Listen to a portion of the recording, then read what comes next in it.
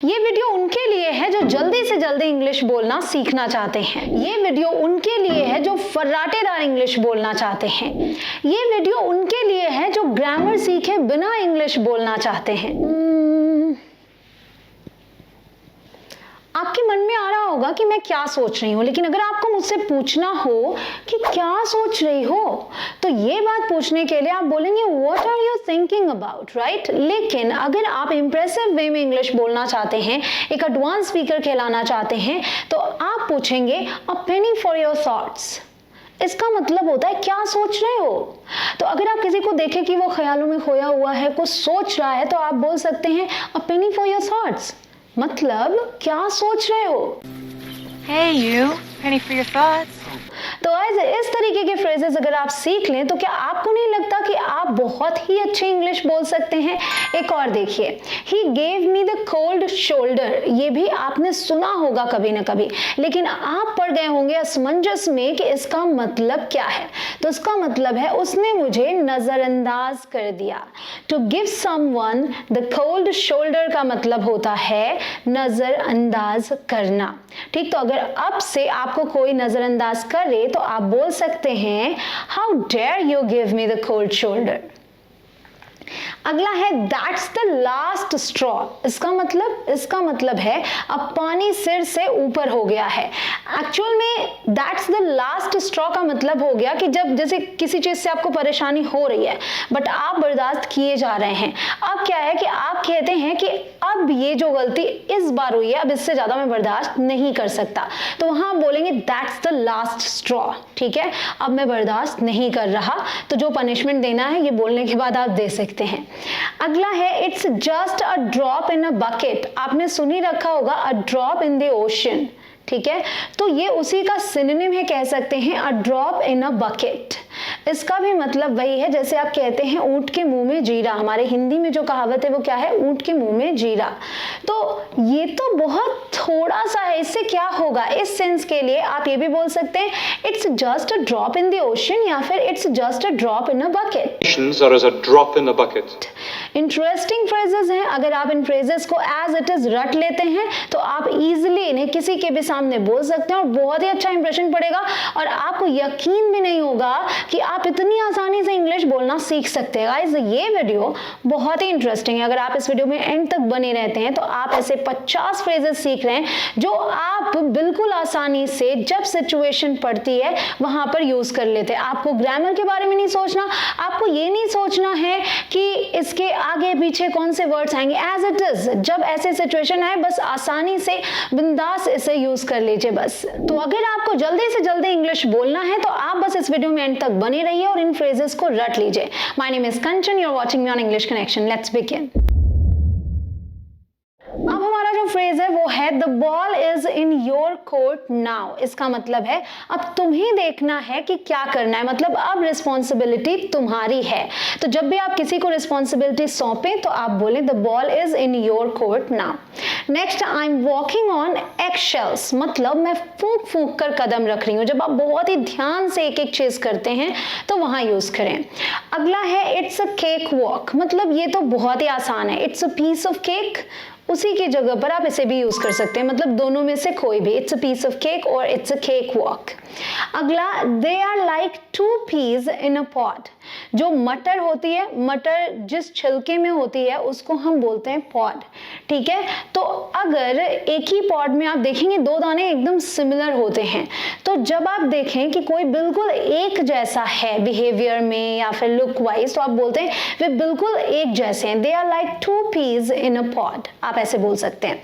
You are barking up the wrong tree. इसका मतलब तुम गलत जगह कोशिश कर रहे हो, तो यहां तुम्हारा काम नहीं बनेगा।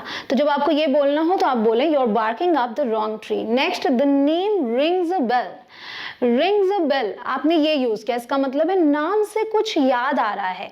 कोई भी वर्ड आप सुनते हैं उससे आपको कुछ याद आता है तो आप बोलते हैं the name rings a bell और this word rings a bell.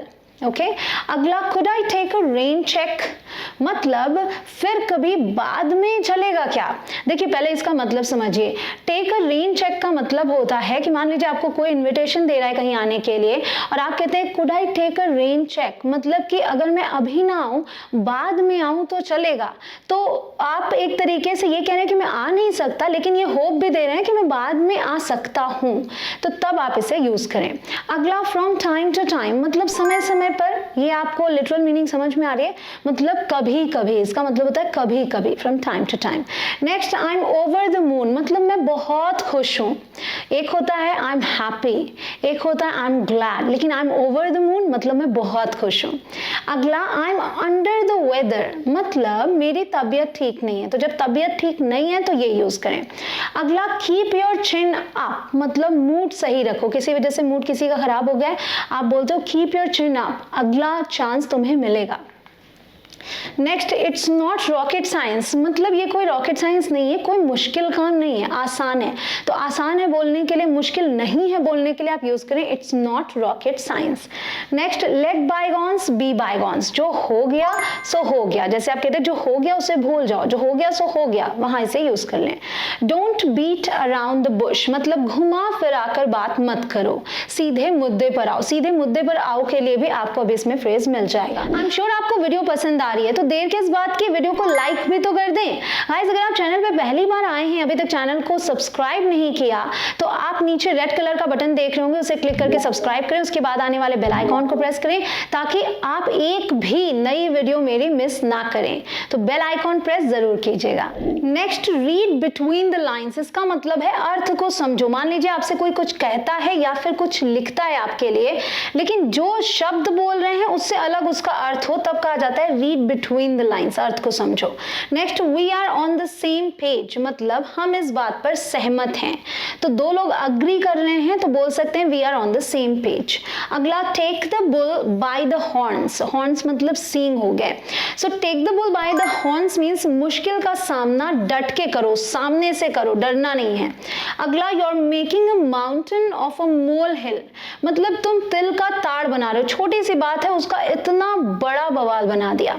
Next it's time to turn over a new leaf, मतलब एक नए सिरे से शुरुआत करने का वक्त आ गया है। तो जो भी चीज आपने किया है उसको इम्प्रूव करके फिर से शुरुआत करना।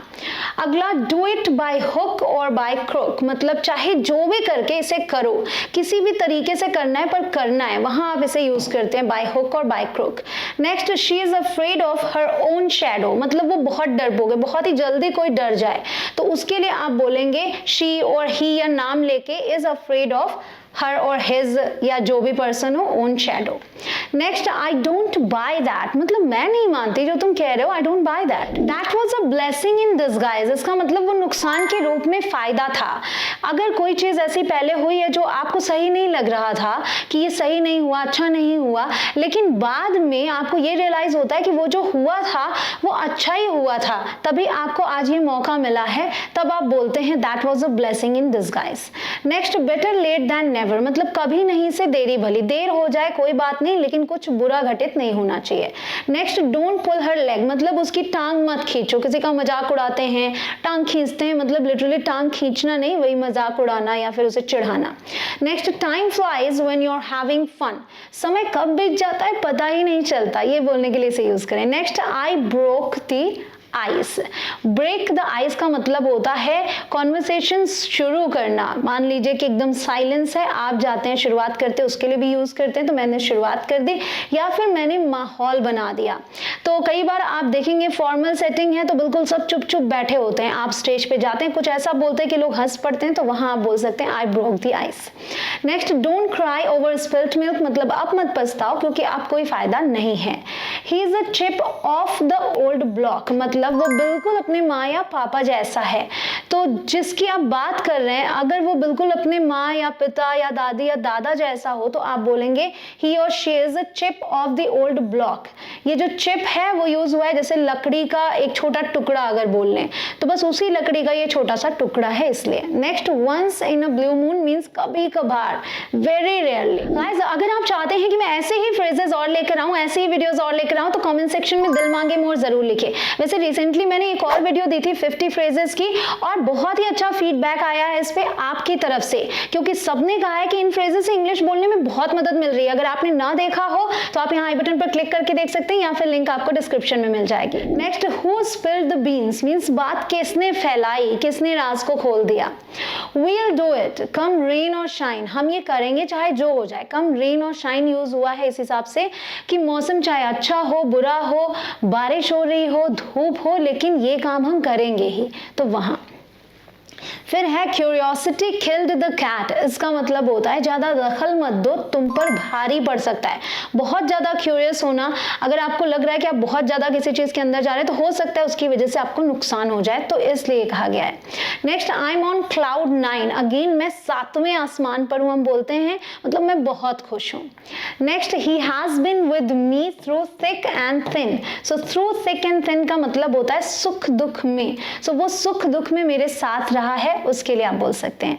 Next, don't turn your back on me, मतलब मुझसे मुंह मत फेरो, don't turn your back on me. Next, it takes two to tango means एक हाथ से ताली नहीं बजती, दोनों की गलती होती है तभी झगड़ा होता है। Next, I am saving for a rainy day, rainy day मतलब मुश्किल के दिन, जैसे कि आप अभी नहीं सेव करेंगे तो आगे मान लीजिए कुछ ऐसा हो जाए कि आपके पास पैसे नहीं है या वो जरूरत की चीज नहीं है तो कैसे करेंगे आप, इसलिए सेव करके रखना। I am saving for a rainy day. Next, he killed 2 birds with 1 stone, उसने एक तीर से 2 निशाने लगाए, एक ही एक्शन से आपने 2 काम अपने कर लिए। Next, the situation got out of hand, परिस्थिति काबू से बाहर हो गई, got out of hand. Let's call it a day means चलो आज के लिए काम को यहीं रोक देते हैं, तो आज के लिए बस, कल से फिर शुरू करेंगे। Next, I am going to hit the books, मैं पढ़ने जा रही हूँ, तो ये बोलना है तो अब से ये बोलिएगा। Your Apple of my I means तुम मेरी आंखों के तारे हो। अगला, he'll stab you in the back, वो तुम्हारा विश्वास तोड़ेगा। he'll stab you in the back जैसे कहते हैं ना पीठ में छुरा भोंकना, तो वो चीज। अगला, cut to the chase means मुद्दे पर आओ, so don't beat around the bush, cut to the chase। Practice होनी चाहिए, तरीका चाहे जो भी हो। एक तरीका मैं देती हूँ, आप इस वीडियो को अपने फ्रेंड के साथ शेयर कीजिए और उससे डिस्कस कीजिए, एक एक फ्रेज को डिस्कस करेंगे तो आप कभी भी नहीं भूलेंगे, ये सभी फ्रेजेस आपको रट जाएंगे और आप आसानी से इन सभी फ्रेजेस को यूज कर पाएंगे। तो प्रॉमिस कीजिए कि आप इसे अपने फ्रेंड के साथ शेयर जरूर करेंगे। मैं मिलती हूँ आपसे अगले वीडियो में। जय हिंद।